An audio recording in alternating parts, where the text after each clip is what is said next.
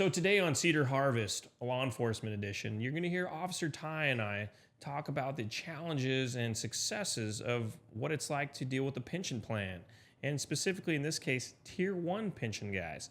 So listen up and hope this is helpful to you as you are trying to figure out your path to retirement. This is Cedar Harvest.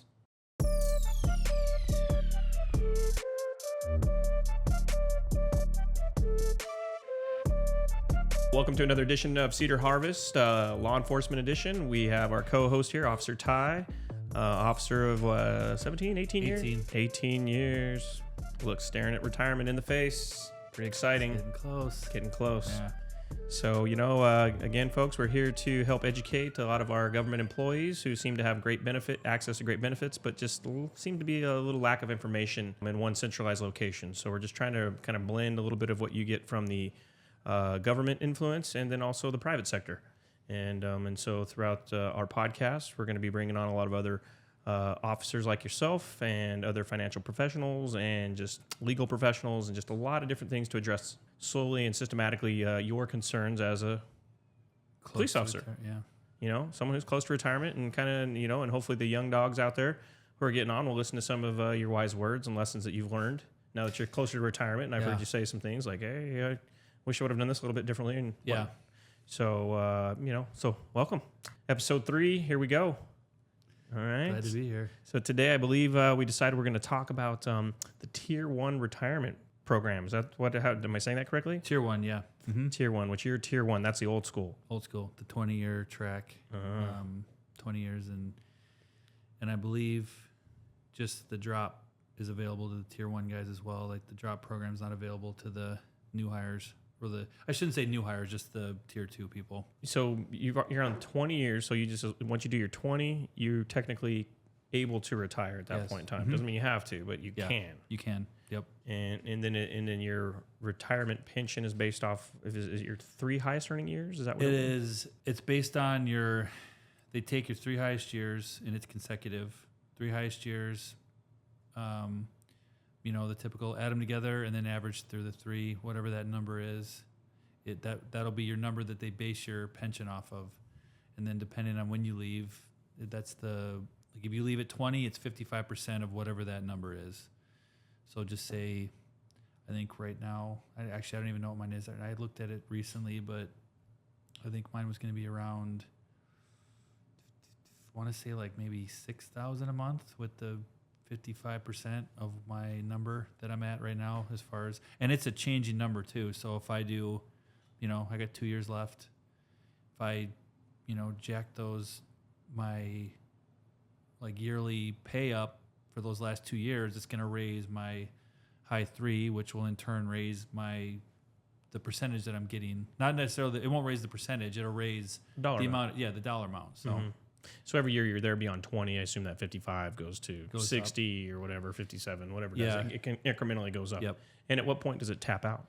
Taps out at 32. It's like 32 and a half years. So just 32 and a half. If you're in there, you just love working. There's just no point in being there. Or you got to work. You can't leave. Like I know a lot of guys like that who don't have other options outside of being a police officer. So couldn't they double dip? I mean, you can, but you have to find a job too. Like you have to find, it. God, that seems like it'd be so easy. Is it hard to find off-duty work, or No, so it's not necessarily the off-duty. It's one thing you got to look at if you're going to do the double dipping thing. If that, what you're referring to is you'd have to like leave your department and go work for another department, but you're starting over. So you hit your 20 and then you say you leave the department you're at and then you're going to go work for another department. And then say you're young enough, like say you got hired when, you're 21. So 20 years, you can retire when you're 41, mm-hmm. And then you really could have a whole other career and you go work for another police department, but you're starting over at the beginning. So back out on the street. Yeah. You're going to be working weekends, working holidays. I didn't consider the seniority for hours and jockeying for that. So really, like if you look at it from that standpoint, it would be smarter just to stay where you're at instead of leaving at 20 and going to another department. Just stay where you're at and keep building the amount of money you're going to get at the end. As far as like your, getting your pension up, the percentage is going to go up the longer you stay. And if you work, a lot of overtime or whatever and get that base level up, then you're going to have more money when you hit retirement. You can also it gives you more time for your deferred comp too, where you can be, put more money in that deferred comp and then other investments that you have. Because deferred comp has nothing to do with, that's just your overtime. Yeah. And deferred comp is just something, and you don't even have to do it. Like, it's stupid if you don't do it, but it's just another tool that we have that we can put money into. So it's optional. Yeah. Deferred comp's optional. And that's one of the things, like you mentioned, like having like a senior officer, which I'm sure somebody did. I'm sure we had some financial thing that they came and talked to us about and told us, but surely I didn't either take it seriously at the time because you're a stupid 20-year-old that doesn't know anything from anything. But that's one thing I wish I would have maybe taken more seriously when I was younger because of the compound interest stuff, like pumping more money into that deferred comp. Right. Because I for probably the first, I wouldn't say 10 years. That's probably stretching it. But I would bet at least the first 5 years or so, I wasn't putting very much in it, like at all. I was hardly putting anything in it. So you guys have if I'm not mistaken, and so automatically you have a certain percentage taken out of your check. Yeah. Right? No, that's not an option. You have to do that. It's like, oh man, I think it's like 11% or something like that, 11.25% or something like that. And then on top of that, if you choose to do deferred comp, you can. Yeah. Seems like I've heard some of my family members in the past talk about where there was a point where they were forced, if they worked over OT, that it went into deferred comp. And I could be completely off base with that, but it seems like there was something where they were getting paid either an extra vacation time or deferred comp. I don't remember, but it seems like they weren't able to just add it to their check. And I could be totally off base with that, but it seems like is that kind of a game? I mean, it's hard to say because all the departments have different, not necessarily different rules. They just have different, as far as like what you can do with your own. So, for example, I have a buddy that works for another Valley agency, and their overtime, like the department I work for, you can do like city overtime, which is through the city, which is pensionable. And then there's other overtime where you can work at like a Walmart, which is not pensionable. It's just basically paid through Walmart. It has nothing to do with other than it's just extra money for you. It doesn't go to any of your retirement stuff. It doesn't count on any of that stuff.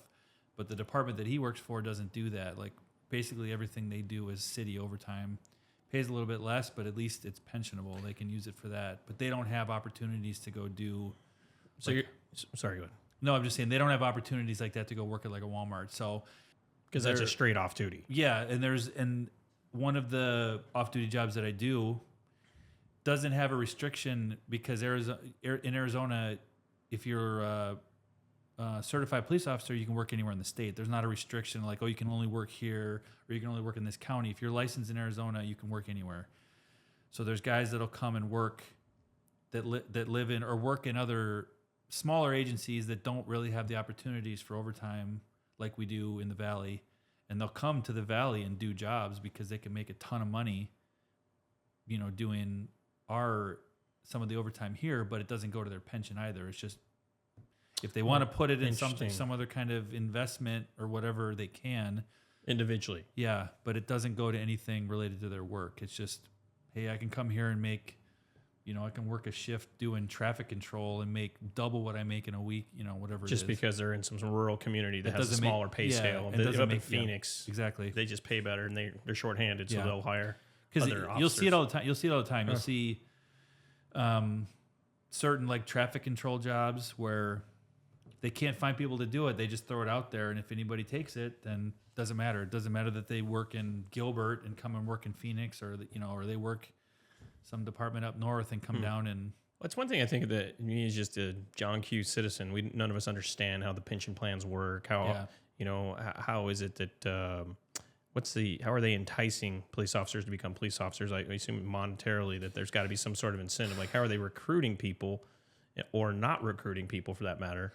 It's kind of it's like not really a loaded question, but it's hard because recruitment is down everywhere, not just Arizona.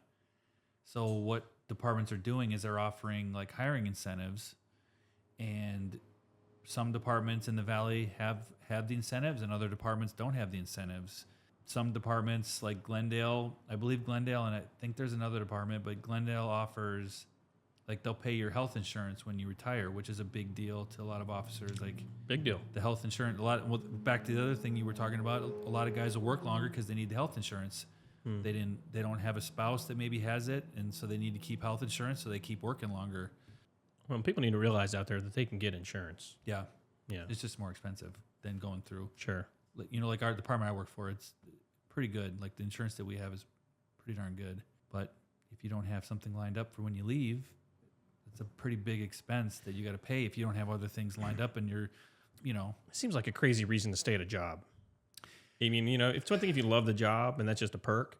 That makes sense. But to kind of be held captive to a job, I mean, if you absolutely don't hate it, it just doesn't It happens a lot, though. There's a lot of guys that do that. And there's a lot of guys who didn't take advantage of. And like I said, I've been better the last few years, but there's a lot of guys who are leaving the department that didn't really try to get like a high 3. They just pretty much, and I know a guy right now who's kind of in that boat. Like he never did a lot of overtime. So your high 3 includes OT? If it's city, yes. Oh. So you can work, and that's why right now, like, well, that's an incentive to bust out some overtime. I mean, there's a lot of guys I work with that are doing that. They're trying to get their high 3 up by working city overtime. So if they're doing something like a traffic job that's non-city or working at a Walmart or a Target or whatever. Bro, you guys should get paid triple time for doing traffic in the summertime in Arizona. Oh God, I stopped doing those. They're horrible. I mean, every time I drive by anybody out there, I'm like, this has just got to be hell. I mean, the job's easy, but you're standing in. Those guys just standing there changing the light. Yeah, it's horrible. Oh my God. Yeah, there's some I've done when I've started. Those were really the only jobs that newer officers could get were those jobs. And they usually pay really well. I'll give it that. Like they're usually pretty, as far as like making money, you can make a lot of money doing those, but they are horrible. Changing the traffic light? Yeah, you can make really good. Like there's some where they'll have you. That's bizarre. I can't think what it's called. Where they like grind up when they're trying to put down new pavement and they grind up the old stuff. And I can't remember what it's called. But that job, you have to kind of walk with the machine. So if you're doing that in the middle of summer when they're doing that and you're having to walk with the machine to make sure that people aren't getting in the way it's... Bro, with all the gear you guys have, it seems like they'd have some clip-on umbrella for you or something you can latch on here. I mean, some guys will do things. They'll wear things that technically aren't in policy, but whatever. If you're willing to stand out there in that kind of heat, do what you got to do. Dude, shade is shade. Yeah, shade is real in Arizona. Yeah. That's worth a lot. Some guys will set up little tents, like when they're doing, like you were talking about, doing the traffic stuff. They'll set up, those tents you could buy for like a kid's sporting event. Yeah. I've never seen a cop out there with a tent. Yeah, it makes total sense. Yeah, I would. That'd be me. I have a little portable cooler. Probably get one of those chairs that has the little Camelback little on thing over the top of it. Yeah. Some guys, I've seen guys with the Camelbacks on. Yeah, that makes sense. Yeah. So, getting back to kind of this your retirement in the tier 1. So, you personally, it sounds like you kind of touched on some concerns that some guys have, health insurance being one. What other kind of concerns run through your head? I mean, you have any other concerns really, or just getting your high 3 up and that's just kind of the main focus? I mean, a lot of guys, but I think the part to go along with that is that they wait too far into the career to do that. Like they could be really, and granted, I mean, I don't know what it is now. I think it takes 7 years to get topped out, and now they just kind of reset. With our department, they reset, so we're kind of starting over again. But I think before it was like 7 years where you can get topped out, pay. What's that mean? So you start. So like when I started working, I made like $23 an hour. It was something that good, but it's whatever. But then every year you get McDonald's workers make that now. Yeah, exactly. So at Starbucks, you can go work at Starbucks and make 20, whatever. Wow. But yeah, you can. But then every year you get a step. Okay, you hit another step. So then you go up a little bit in pay, and then you go up a little bit in pay until you get to 7. It was about 7 years, I think, when you're topped out there, and that's when really you should be like, once you get topped out, that's when if you're going to try to build your high 3, that's when you should do it. You should start getting as much overtime and stuff then, because now you're at the highest pay level. So when you're getting your time and a half, jacking it up that way, a lot of guys don't do that. They wait till like I said, I know several guys that I work with now that are in the year range where they got a couple years left, and they're doing that now. They've been topped out for a while, so because we all have, and they're doing it now where they're jacking their high 3 up so they can get a...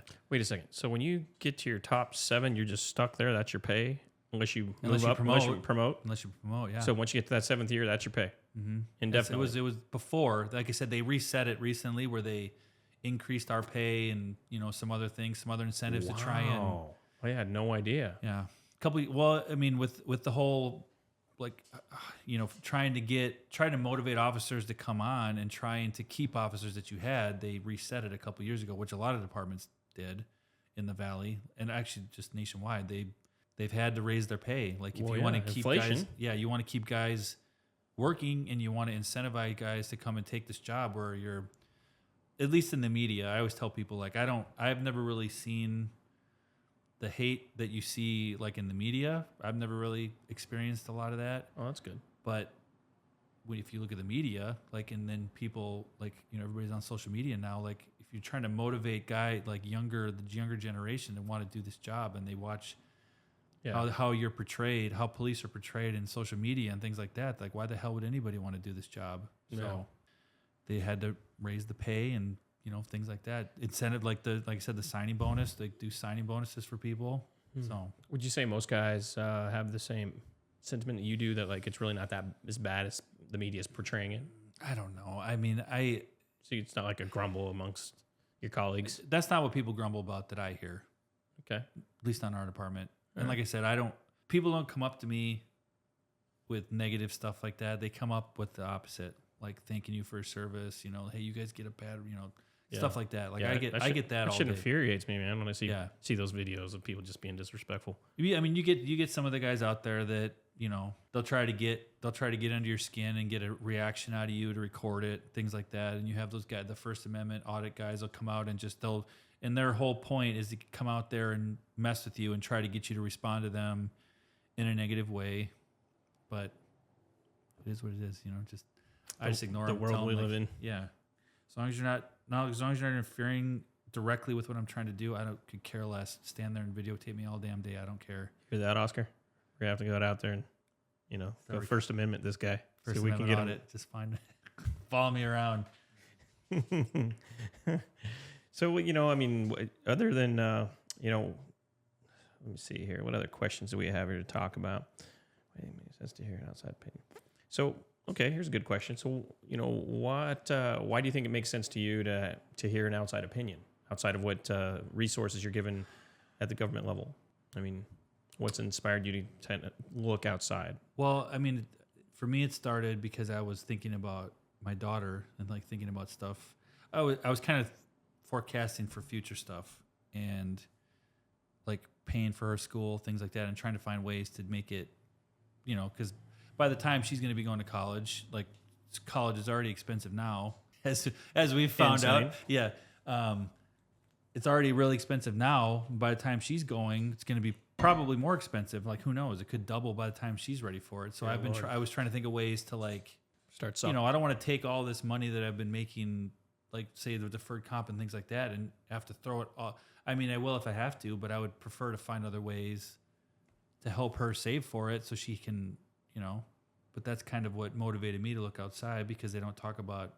I mean, the stuff that they usually come and talk to us about is the stuff for us, like pertaining to you. Yeah, your pension stuff, your deferred comp. They don't really talk to you about, hey, saving for your kids' college fund. And if they do, they don't do it very often, because I could maybe think of one time where that was ever brought up with, you know, and I think I told you before, like they don't come around often. It's usually like maybe once every couple of years they'll come and do briefings about stuff with like Nationwide or whoever, but it's not like I mean, it might be more beneficial for them to come out more often, like maybe once a quarter, come to the briefings and start. But I would assume they have a lot of. It's not just our department; it's probably everybody. So they got a lot of. That's a lot to ask of like one rep. Well, and that would be, and it kind of doesn't make sense too from their standpoint also, because they have so many officers, employees that they have to deal with. Yeah. But it seems like it would make sense for you to have a family discussion, right? Yeah. To marry up what benefits you have and you're growing, you have access to, along with, you know, your spouse, and then like, you know, the whole comprehensive map. Yeah. Is what you really need, and that you're probably lacking right now, right? How does that marry up with what your spouse has going, what you need to try to project for your children? That makes total sense if that's kind of what's lacking, and where you do needs that outside opinion. I really kind of never really considered it from that perspective. Yeah, there's a lot of things you don't think about, like somebody, I was talking to one of my friends at work, and he brought something up that I thought about a few times, but I haven't, and I probably should think more about it. But will stuff, like thinking about wills, like, that's, we're in a profession where, you really don't know what could happen every day. And if you haven't prepared for things like that, and you haven't, you really don't want things to go to probate. And if you haven't done anything on the back end or, the front end, I guess it would be to. Yeah. The back end is probate. Yeah. So, and they don't talk about that stuff enough, because I know he wasn't the only one I've heard that from. And I've thought of it myself. Like, yeah, I probably need to be at least looking into a will or a trust or whatever it is, but they don't really talk to us about that kind of stuff. They'll have flyers up once in a while that say, hey, we're doing a Wills for Heroes event, if you come out and do it, but I don't know how many people they get to come do it when they put those up. Well, we'll definitely have to make that one of our top priority episodes and get a will trust attorney in here. So hopefully somebody that's works with law enforcement who understands the pensions and understands all the benefits that you have. That sounds like that's a really hot topic for you. Yeah. Right. I mean, that's just so we can bump that up big time. There's so many different ways to skin the cat getting through life and everything. It's as I mentioned, my family's all been worked within the government, and so they've always had the pensions, which has really been godsend for them. They kind of muddled through getting to that retirement phase, but they all seem to have a pretty big smile on their face when they push that pension button. Yeah, it's a big deal. Like I actually had a conversation with a friend of mine who is not law enforcement, but he has where he works does a pension system too, and he always talks about how big that is. Getting to that, whatever. Do you have concerns about the pensions running out of money? Is that much of is there much talk about that? Because I know I've seen different areas of the. I guess I never really thought about it before, but I've thought about it more recently just because they need new officers to help pay for this pension. And if you're not getting people hired and people aren't coming in to do the job, then who the hell's going to pay for these? And, however long. I hadn't really considered that that's, that it's the new hires that are going to fund the old dogs going through. You need the new guys. And if new guys aren't coming in, then what are you doing?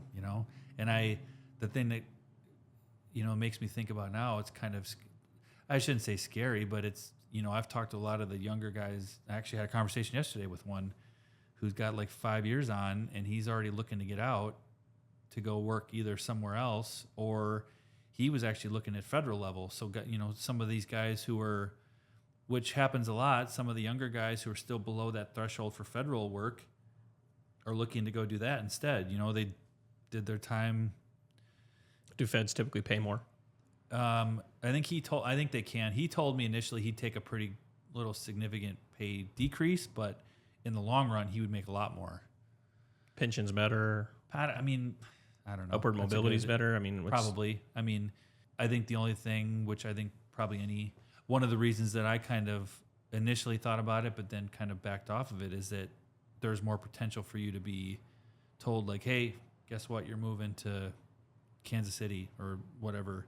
You're somewhere, like, it's hard to, I shouldn't say it's impossible, but it's difficult to stay in one place, because if they brought that up before. That was one of the reasons when I had looked at stuff before, I was like, yeah, I would love to do the federal stuff, but go Border Patrol, man. Lucasville's just waiting for you. Yeah. You can sit out there, park outside of Ajo and live the dream. Man, I don't know. Would be pretty cool though, out there cruising around on a 4-wheeler all day chasing. I had a friend that did Border Patrol, and he would tell me some pretty wild stories. So probably the job itself would probably be a blast. Getting to that point, but yeah, I'm sure you've got to do your time standing at the checkpoints, right? I don't know, honestly. He was pretty new, but he'd tell me, he's like, you were pretty much nightly getting into some kind of pursuit. But he worked at San Ysidro, so that's right there, chasing people, Tijuana, and so. Yeah, but he said it was fun. I just don't know. The thing with them too is they don't make Border Patrol is one, this may have changed. I don't know, but at the time they didn't make a ton of money, but they got a ton of overtime, so they made good money based on their overtime. But they had to work a lot. So at least that's the friend of mine that I knew that. I heard they get paid for their drive time too, don't they? Yeah, but a 'Cause lot. it's so remote. Yeah. Mm-hmm. Well, I mean, that's kind of nice. You get I would. paid for your commute. Yeah, but That's surely not typical. probably not. No. But I mean, there's not a lot of if you're talking about Lukeville, there's not a lot of places for you to live. So you got to drive. You got to live somewhere. You know, Gila Bend, or I think a lot of guys live in Gila Bend. So Living the dream. yeah. Living the dream. Got a dollar store and a Circle K.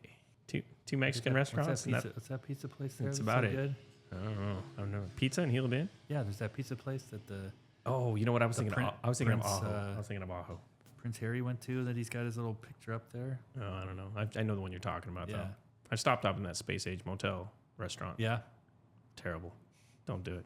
All right. Well, hey, this is another one to kind of put in the books here, and can't stress enough. We're going to try to surface up the topics of what are really important, and try to bring in the right professionals. I know you've been talking to a variety of people. Yeah. Some of them employees, some are guys professional service providers for law enforcement specifically. Yeah. Some of them are retired cops who got into a second profession, is my understanding.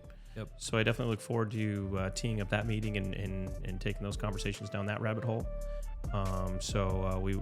Thanks for listening if you're out there listening on this stuff, and we look forward to doing some more episodes here soon.